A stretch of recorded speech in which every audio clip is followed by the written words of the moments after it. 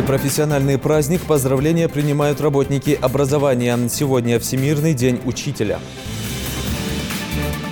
Массовое обследование для выявления и лечения заболеваний. Всероссийская диспансеризация. Как она прошла в Гамурзиево, расскажет наш корреспондент. Национальные черкесские папахи – все как положено. Конный поход по Сунже и за город. Всадники клуба «Дикая дивизия» выбрались на природу.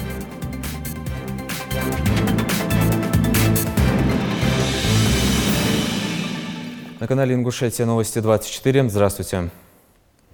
Сегодня Всемирный день учителя. Праздник тех, кто щедро дарит накопленные знания, опыт и мудрость поколения. По данным Минпросвещения России, всего в стране поздравления получили более 1,5 миллиона школьных учителей. Праздник также отмечают и работники вузов и детских садов. День учителя красочно отпраздновали в Назрановском доме культуры. Тему продолжит Жаридат Халухоева.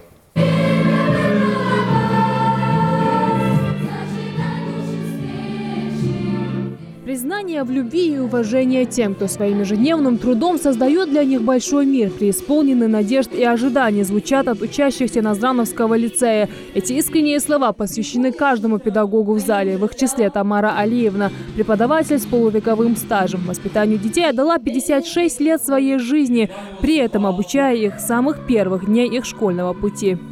Если я не любила бы работу, я бы не была бы столько времени среди детей. Я даже не перемещалась ни в какую школу, только в родной школе работала. Я считаю себя, конечно, учителем с большим. 5 октября для Тамары Алиевны ознаменован не только профессиональным праздником, но и днем рождения. Поэтому сегодня она принимает поздравления в двойном размере, в том числе и от артистов эстрады.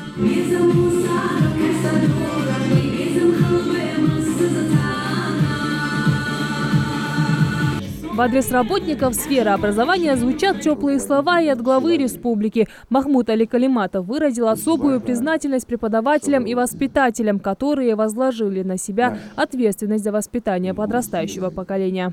Вы еще лечите и расширяете душу ребенка. Вы вкладываете в него самое доброе, то нравственное, этическое, которое присуще должно быть воспитанному человеку. Я сегодня с большим волнением хочу вам сказать спасибо огромное за ваш нелегкий труд, за ваше усердие, чтобы в нашей республике наши дети были востребованы не только в нашей республике, но и за пределами высших учебных заведений, инновационных предприятиях, научных центрах в целом в нашей стране России. Это очень важно. Сегодня вы вкладываете и делаете с первых шагов первого класса много того, что в последующем принесет пользу нашей маленькой родине и в целом России. Одна из самых сложных, но при этом самых интересных профессий объединила тысячи людей по всей республике: школы, детские сады, высшие учебные заведения и центры дополнительного образования. Все они ежедневно вносят свой вклад в обучение и воспитание молодежи. Отмечая их труд, свой подарок учителям преподнес и глава региона. Отличившихся в работе преподавателей республики наградили почетными грамотами.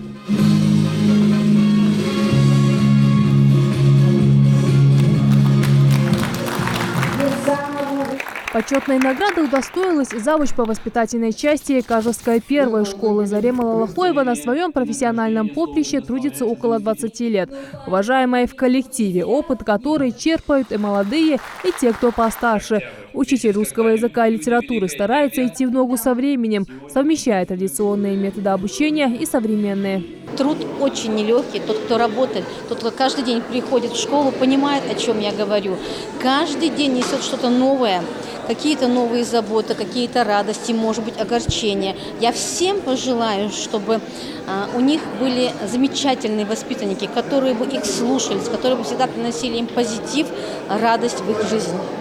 День учителя ведет свою историю с 1965 года. Тогда праздник отмечался в первое воскресенье октября, но с 1993 года прочно закрепился в календаре. И не только в России, но и в ряду стран постсоветского пространства. В этот день учителям желают всего самого наилучшего, чтобы воспитанники радовали своими достижениями, а жизнь приятными сюрпризами. От всего сердца хочу поздравить всех своих коллег с нашим профессиональным праздником, Днем Учителя. Пожелать всем, в первую очередь, наверное, это крепкого здоровья, счастья в семье, в личной жизни. Ну и, конечно же, творческих успехов в работе, творческих взлетов и хороших учеников. Это, по-моему, самое главное в жизни любого учителя. Хотел бы поздравить весь педагогический коллектив всей России и нашей республики особенно. А вот с такой знаменательной датой пожелать им прежде всего здоровья, благополучия. Профессия учитель была востребована во все времена, не теряет она своей значимости и в наши дни. Учителей ценят и уважают за их нелегкий труд. Ведь благодаря их профессионализму и любви к своему делу наши дети могут реализовать себя, найти свой путь в жизни. Жанат Хулхоева, Асхаб Белакиев, Новости 24. Во Всемирный день учителя мы поздравляем тех, кто по праву играет неоценимую роль в жизни каждого человека. Учитель вкладывает в нас мудрость, знания и направляет на правильный жизненный путь. Настоящими наставниками для своих подопечных стали учителя Центра образования города Магаз. О тех, кто обучает новые поколения, расскажет наш корреспондент. В руках школьный журнал, строгий взгляд и идеальный внешний вид. Учитель должен быть образцом для подражания, эталоном образованности, интеллигентности, воспитанности. Самая ответственная задача педагога – воспитание личности человека. Именно этой идеей пронизана вся преподавательская деятельность Мариам Магомедовны. Учитель с 15-летним стажем уверена, чтобы стать преподавателем, нужно не просто любить детей, а полностью отдаваться работе с ними, не жалея ни сил, ни времени. Каждый ребенок, он и непоседа, он может и вставать на уроки с первых дней, когда они приходят в школу. Но когда учитель красиво преподносит урок, ему интересно, он очень внимательно слушает учителя, сидит на месте и с интересом ждет следующего урока. Даже некоторые мамы звонят и говорят, что ребенок ждет, не дождется, чтобы прийти в нашу школу. Тем более у нас школа очень интересная, развита, все, у нас очень много разных кружков. Мы сделали в этой школе все для того, чтобы ребенок учился и развивался. К своей работе Мария Магомедовна подходит творчески, используя как традиционные приемы, так и постоянно придумывая новые. На уроке важно привлечь внимание своих учеников, что только не делает учитель, чтобы ребят заинтересовать. Проводит уроки в форме игры, викторины или конкурса. Оттого и ясность, и неподдельный интерес в глазах детей, которые поняли предмет и простую истину. Именно классный руководитель стал причиной их любви к школе. Она хорошо объясняет.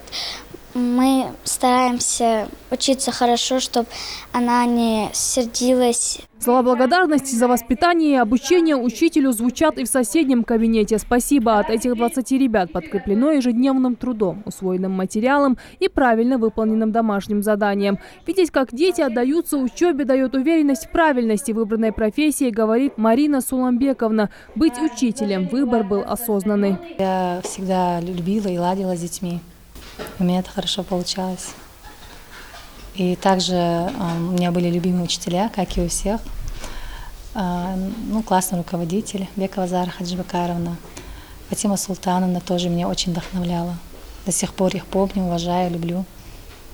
И они как бы являлись для меня примером для подражания.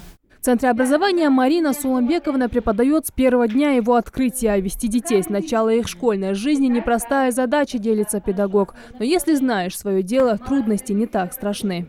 Вначале кажется, что да, 30 человек, 20 человек, каждому найти подход – это сложно. Но когда ты уже в процессе начинаешь работать, это вот само по себе вырабатывается. Действительно, каждый ребенок – это личность, это целый мир, это целая вселенная даже, можно сказать. И вот каждого в отдельности любишь по-своему. Каждому действительно находишь отдельный подход. Для своих воспитанников Марина Альдеева не просто учитель, а наставник и друг, которому дети сами незаметно прониклись большим уважением. Она очень хорошая, добрая. Она моя любимая учительница с 1 класса. Она Преподает она очень интересно преподает, объясняет очень хорошо. Все бывает понятно, не возникает никаких вопросов. Мне очень нравится. Стать учителем может любой, но полностью отдаться данной профессии может не каждый. Убедиться в этом лично смогли и школьники центра. Только в один этот день они примерили на себя роль своих преподавателей. Своеобразный подарок ко Дню учителя. Работа с детьми – это очень интересно и продуктивно на самом деле. И сегодня я действительно поняла то, что работа учителя – это очень трудно и ответственно, потому что каждый ребенок индивидуален, и ему нужен особенный подход. Но видя, как дети стараются, работают, отвечают, сердце радуется, хотя я и не учитель. Поэтому я буду стараться сама радовать своих учителей почаще. Дети вообще... Мне сегодня поняла, что учителя – это замечательная профессия, хотя это очень сложно, повторюсь. Несмотря на любые трудности, учитель на протяжении долгих 11 лет ведет ребенка за руку по жизни, вкладывая в него свои знания, давая самые важные уроки. Освоив их на отлично, школьники спешат поздравить своих преподавателей с их профессиональным праздником. От имени всех учеников нашего 3 Б-класса поздравляю с Днем Учителя, с этим прекрасным праздником всех наших любимых учителей, классного руководителя Марию Магомедовну, директора Центра образования Марию Магомедовну и в их лице всех учителей нашей школы. Благодарим вас за ваш нелегкий труд, терпение и знания, которые вы нам даете. А мы постараемся сделать все, чтобы не расстраивать вас и наших родителей. Будьте счастливы, успешны и здоровы. Желаю нашему центру, чтобы в ее историю добавилось множество достижений, знаменательных событий и громких побед. Человек в своей жизни и ученик, и учитель, однако школьные педагоги – это особенные люди, которые воспитывают в своих учениках личность. Назвать себя таким может каждый ученик этого класса. Жарадат Хулухоева, Адам Далаков, Новости 24. К другим новостям. К концу года продукты в стране подорожают на 3,5%, заявили в Ассоциации компаний розничной торговли «Аккорд». Эксперты отмечают, что за первые 8 месяцев продукты уже подорожали на 1,7%. А к концу года рост цен достигнет 3 и 3,5%. При этом сильнее всего подорожают яйцо, сахар и мясо птицы. Рост цен в «Аккорд» связывают с сезонными факторами и увеличением топливных расходов и издержек производства. При этом специалисты говорят, рост цен не будет резким, как в первом квартале 2019 года, из-за повышения НДС с 18 до 20%. Неофициальный день медицинского осмотра был объявлен сегодня в Гамурзиево. В рамках всероссийской диспансеризации в местной амбулатории узнать состояние своего здоровья смогли сотни жителей округа и Назрановского района. Мужчины, женщины, пожилые и молодые. Диагнозы разные. Некоторые жаловались на острую боль, а другие просто решили провериться у квалифицированных специалистов. Тамара Хашагульгова расскажет подробнее. Усталость, чувство усталости. Спать хочется. Пониженное давление, а вследствие этого и общее самочувствие, которое оставляет желать лучшего. Мадина Муцольгова работает в медицинской сфере не 1 год, но, пытаясь помочь другим, часто забывает о собственном здоровье. Она старается выкроить время на себя хотя бы раз в год. После 40 лет диспансеризация для нее давно стала обязательной процедурой. У меня проблемы с давлением, часто падает давление до 70 на 60, может быть, 80, по-разному как бы. И пройдусь, обследуюсь у кардиолога, направление. Еще и по неврологии чуть надо мне анализы сдать и у невролога на консультацию повторно подойти. Диспансеризация – обязательная процедура для всех, кому не безразлично собственное здоровье, при этом совершенно бесплатная. В возрасте от 18 до 39 лет она положена раз в 3 года, а уже после 40 ее желательно проходить каждый год, как в случае с Магомед Салигагиевым. Дедушка недавно променял 7-й десяток, жалуется на боль в суставах. Дедушка старается держать руку на пульсе, чтобы не усугублять состояние здоровья еще больше. Мединер, кужлер, венер меда. Дегагезга утту венер озада колоддеш. Регистратур карт хада масналур шак вакав, нейролог вакав, терапевт вакав, кардиограмм вакав. Масналдик хажа. Таких, как Магомед Сали, на профосмотрах подавляющее большинство. Но эксперты призывают регулярно проходить диспансеризацию даже молодым здоровым людям. Чтобы сдать анализы и обследоваться, не нужно ждать симптомов. Главная задача таких медосмотров – как раз найти признаки заболеваний или отклонений, о которых пациент может даже не догадываться. Совместно с Минздравом такая акция у нас проходит. Проходит именно в субботу, потому что это выходной день для населения, удобно. Люди приходят активно, к 10 часам уже 200 человек прошло, по регистратуре у нас проходит все. Акция протекает для выявления социально значимых заболеваний, таких серьезных, как сердечно-сосудистые, онкология, туберкулез, такие серьезные заболевания. Но наряду с этим также мы выявляем и все основные заболевания. Диспансеризация проходит в 2 этапа. Вначале пациентам измеряют рост, вес и давление, делают флюорографию, а еще обязательно спрашивают о самочувствии, а дальше визуальный осмотр, который позволяет составить общую картину. После этого пациенты направляются к специалистам узкого профиля. Есть какие-то новые образования на коже, которые замечали? Жировиков тоже нет? Ничего. Офтальмолог, невролог, кардиолог, фтизиотерапевт, онколог. Список кабинетов, через которые должны пройти пациенты, довольно внушительный. У каждого из них свои методы и приспособления для диагностики заболеваний. Проводим обследования, такие как обследование невусов и невусоподобных образований кожи с помощью ручного дерматоскопа, общий визуальный осмотр пациентов и пальпация. Пальпаторно в основном мы осматриваем любую мягкую ткань. У нас здесь флюоромобиль размещен. Мы проводим сразу, если есть необходимость, флюорографическое обследование. Затем, значит, у нас представитель, врач-лаборант с лаборатории. Это мы делаем микроскопию мокроты на туберкулез. Забираем анализы и будем уже на нашей базе делать, у которых есть подозрение на туберкулез и могут пройти вот сегодня необходимый диагностический минимум для постановки диагноза. Всероссийская диспансеризация в этом году должна затронуть 62 миллиона граждан. Это почти в 3 раза больше, чем в прошлом году. А в рамках сегодняшних профилактических осмотров провериться смогли более 200 человек. Тамара Хашагульгова, Магомед Шаухалов, Новости 24. Долг платежом красен, но, к сожалению, не все стремятся сохранить репутацию добропорядочных граждан. К таким наведываются сотрудники проверяющих органов. Рейд по сбору задолженности за электроэнергию прошел в селении Инарки, в ходе которого сотрудниками Ингушэнерго выявлены злостные неплательщики, в отношении которых применяются самые жесткие меры. Подробности в сюжете Мусы Измайлова. или حل электросети центр обслуживания клиентов я жали веда хадж до между гадах вот сыш показан датилес хай харбетта. Кто-то забыл, а кто-то вовсе в отпуске. Причины неоплаты за потребленный ресурс разные. Итог один. Но заплатить по счетам придется, напоминают энергетики. Впрочем, сельчане и не возражают. Многие сразу же на месте оплачивают. Магомед Дидиев, к примеру, в числе самых примерных абонентов села, оплачивает все коммунальные услуги вовремя и всем советует копить долги себе дороже.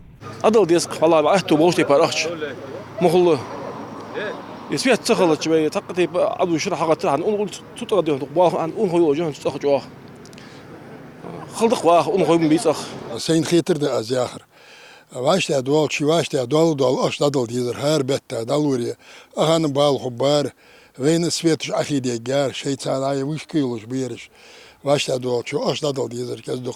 Тех, кто не хочет оплачивать счета, а точнее просто скрываются за закрытыми воротами, мол, на работе, в селении тоже немало. К таким приемам некоторые жители, по словам энергетиков, прибегают довольно часто.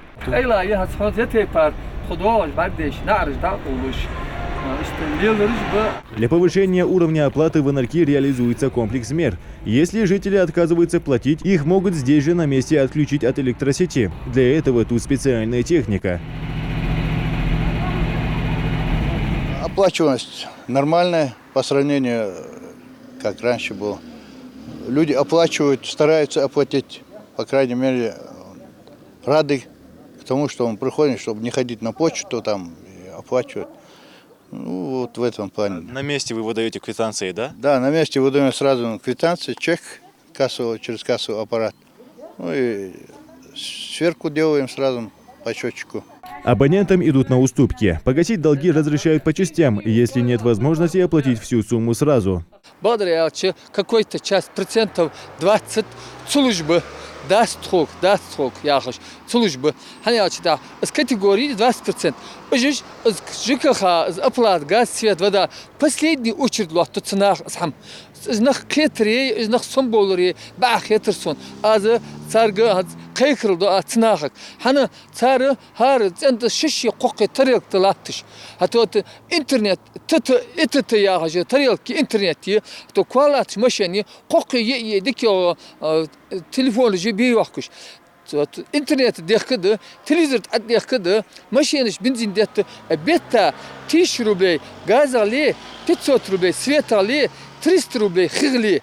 Кадек я муштады, свет даечи, сахта сату муш могвейн. Разъяснительные беседы с жителями тоже часть комплексных мер. И, надо сказать, эффективная, говорят энергетики. Процент погашенных долгов растет, но тем не менее тех, кто хочет все и бесплатно, еще немало. Духалуж да халмалагдар диалчы света ахч халуж бы духабрж, но цабыржы нысқылмыш топялчы еще показания далуж бац, еще я свет мали хуже бац. Но амбагды жалцы удажды постоянно свет самик кезгет хае свет хаяст хуни бо абижаби арсинг абижаби аш.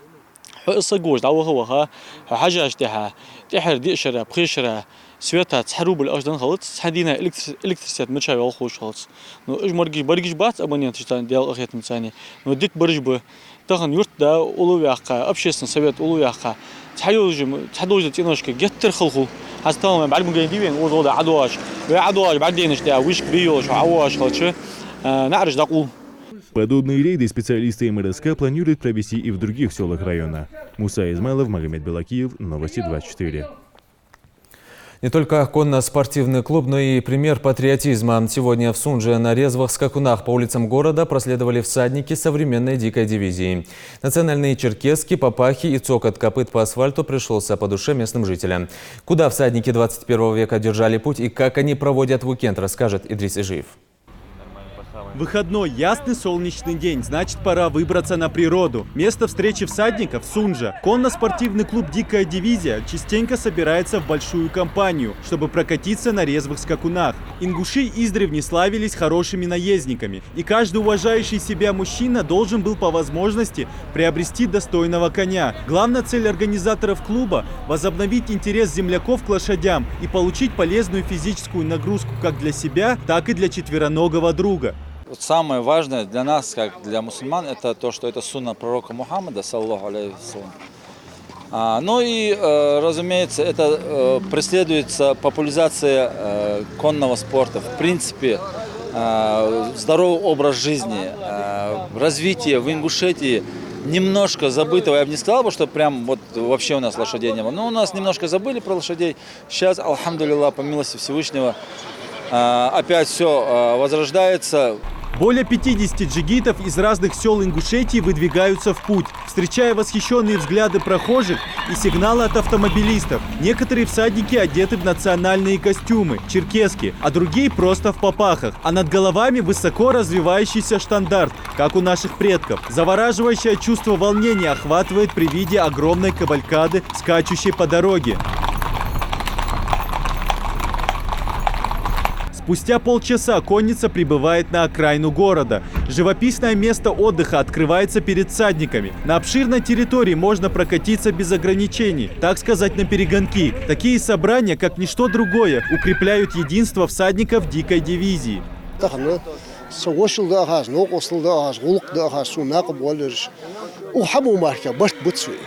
بواشقي بتلونش داغر يعني بيتصل أخيش إنترنت داغر يعني بشت خلصنا سك حبارك وقول سكت آخين استوتا هم قالج عواغج تقول قابشت قول الحمد لله يج حاب يحتل ديال قهيتموت ده اللي عند اللقاء حاب يحتل. В дикую дивизию всадники-любители решили объединиться еще в 2016 году. Клуб, поначалу состоящий из нескольких активистов, быстро превратился в настоящую армию любителей конных прогулок. Даже гости из соседних республик охотно присоединяются к этому движению. Умар Байчуров из Карачаева-Черкесии не пропускает ни одного собрания клуба, ведь к лошадям у карачаевцев особое отношение. Тот жеребец карачаевской породы. Очень выносливый, очень хороший у них шаг, спина мягкая, очень в общем, выносливые, верные, самое главное, и надежные лошади. Всадники на месте сбора привязывают своих лошадей, а местные ребята уже подготовили все необходимое для встречи гостей. На сегодняшний день конно-спортивный клуб насчитывает в своих рядах более 300 человек. Всех их объединяет любовь к верховой езде и патриотизм. Ведь для джигитов сплоченность и единство – это не просто высокие слова, а часть жизни. Идрис Ижиев, Магомед Белакиев, Новости 24. Ингушские мотивы в душе России. Выставка под таким названием проходит в Москве в Государственном музее современной истории России. Ее подготовили сотрудники музея ИЗО Ингушетии. Выставка проходит в рамках проекта Министерства культуры страны «Народные промыслы. Душа России». В экспозицию вошли фотографии горной Ингушетии из проекта «Звездная дорога гор» Магомета Цурова и Евгения Шевцова, живописные работы ингушских художников, картины и изделия из дерева наших мастеров, войлочные ковры ручной работы, картины и изделия из рыбьей кожи. Представлены здесь и ювелирные изделия, куклы в авторских нарядах и коллекция национальных костюмов, художественная ковка металла, резьба по дереву.